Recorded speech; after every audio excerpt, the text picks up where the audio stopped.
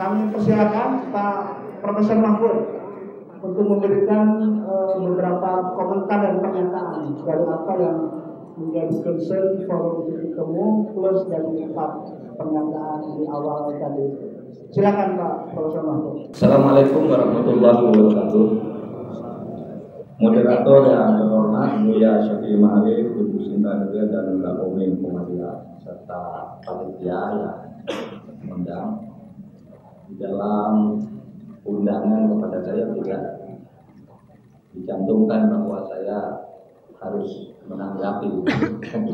Saya tadi sudah menikmati betul.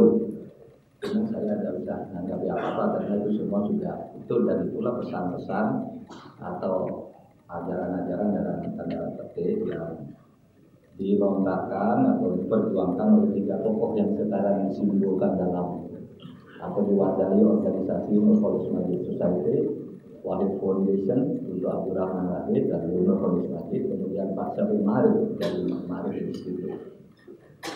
Jadi ya, kita diajak untuk hidup berbangsa dan bernegara secara baik. Tapi saya tadi Mbak Alisa itu meminta kita mengelaborasi dari apa yang kita sampaikan hari ini dari dokumen perdamaian kemanusiaan.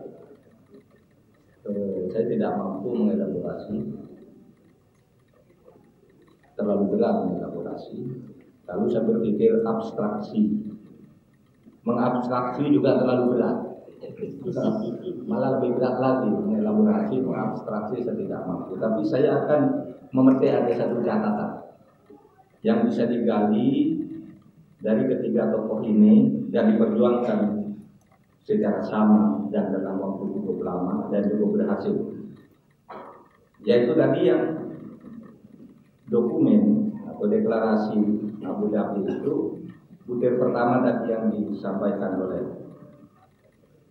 Mbak Lisa dengan rangkuman atau ringkasan dari Pak Yudhiratif itu begini, bahwa semua agama itu berakar dari tujuan membangun perdamaian, kira-kira begitu. Tidak ada agama itu mau membangun kebiadaban, tapi ingin membangun peradaban dalam perdamaian. Nah dari sini kalau ketiga tokoh di atas ini, kalau saya coba petik pendapat-pendapatnya, saya coba istimbat bukunya Cak Nur dari Gus Dur maupun Pak Syafi'i. Kira-kira di dalam beragama itu, kalau dalam pandangan Islam, karena ini kan Islam yang selalu dijuluki di Indonesia ini tidak toleran. Sebagian dari kita bilang Islam itu, padahal enggak. Islam sendiri punya ajaran begini, dibagi ke dalam 3 pokok. Pertama tadi dikatakan pada dasarnya agama itu sama untuk membangun perdamaian. Dulu Cak Nur menyatakan karena nasu ummatan wahidah, manusia itu satu aja sebenarnya. Ya untuk berdamai itu, untuk membangun peradaban itu. Lalu ketika menghadapi realitas kehidupan yang berbeda, disitulah kemudian muncul pelembagaan yang berbeda. Padahal dulunya satu, untuk membangun perdamaian. Oleh sebab itu pelembagaan itu jangan merusak substansinya tentang perdamaian atau kedamaian di dalam itu. Lalu bagaimana di dalam perbedaan kelembagaan itu tidak merusak substansi? Ada dalil kedua, apa yang disebut kalimatun sawah. Ini Cak Nur. Kalimatun sawah itu mencari titik-titik temu, visi yang sama, jangan mempertentangkan perbedaannya. Gitu. Apa? Qul ta'alau ila kalimatin sawah bainana wa bainakum. Mari bertemu di dalam titik yang sama. Berjuang untuk bangsa ini, kita punya titik-titik yang sama. Itu yang kedua.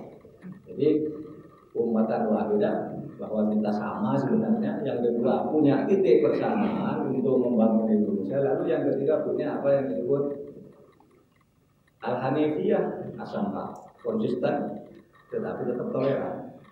Konsisten pada agama masing-masing tapi tetap toleran. Kalau Nabi kata Cak Nur, tidak banyak yang mempopulerkan hadis ini di Indonesia, tapi Cak Nur itu yang mempopulerkan. Innama bu'ithul dini al-Hanifiyah as-Samha. Sesungguhnya saya Nabi diutus ke muka bumi untuk membawa agama yang lurus tapi toleran. Nggak suka maksa-maksa, nggak suka nyalah-nyalain orang itu. Karena orang juga punya itu dari umatan walidahnya sendiri pada saat itu. Pada saat zaman ketika Al-Hanifiyah Asyafa. Kalau saya tidak di sini sebagai akademis, maka saya ini adalah orang hukum. Maka pandangan akademis saya dari sudut hukum. Bagaimana itu? Pandangan saya dari sudut hukum ini. Tiga pilar tadi. Manusia itu sebenarnya sama, tidak boleh merasa paling benar. Yang kedua mencari titik sama, kalimat yang salah, lalu toleran di dalam perbedaan. Bagaimana dengan hukum? Bisa enggak ini kan setiap agama punya hukumnya sendiri-sendiri. Bagaimana bisa bekerja dalam tiga pilar itu? Maka begini, kalau dalam ilmu hukum itu dibagi dua. Satu hukum publik, dua hukum privat. Hukum publik itu hukum yang secara sama mengikat kepada semua orang apapun agamanya, apapun sukunya. Itu disebut unifikasi.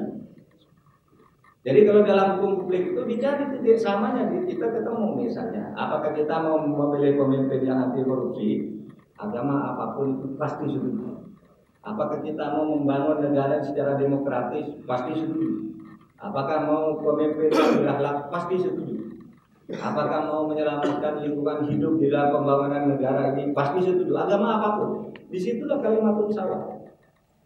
Nah kalimatun sawah itu lalu dibuat hukumnya secara eklektik. Semua agama, suku berembuk di Dewan Perwakilan Rakyat bersama pemerintah, lalu membuat hukum publik. Itulah yang hukum nasional, bukan lagi hukum agama, tapi hukum bersama. Ketemu di situ kalimatun sawahnya itu di hukum publik, yang pasti diterima oleh agama apapun. Karena apa? Karena di situ dirembuk bersama-sama. Lalu yang kedua hukum privat yang sifatnya pribadi, itu tidak usah diberlakukan oleh negara, itu berlaku sendiri. Tidak usah pakai undang-undang sholat itu tidak perlu. Anda mau sholat aja. Iya kan? Undang-undang puasa, mau puasa aja. Mau ke gereja aja, tidak perlu undang-undang karena hukum privat itu sifatnya kesukarelaan. Kalau saya mau tunduk ya tunduk, nggak bisa dipaksakan oleh negara. Ada yang bertanya, apa ada undang-undang zakat? Undang-undang zakat itu bukan untuk mewajibkan orang Islam berzakat di Indonesia karena itu wajib agama.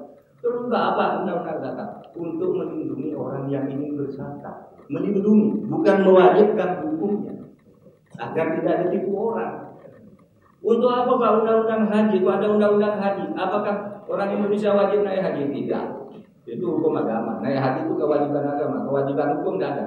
Tapi kalau ada warga negara seperti saya ini naik haji, negara wajib melindungi saya, diberi paspor. Kalau kesasar misalnya di situ kantor kedutaan kita, ini petugasnya dan sebagainya.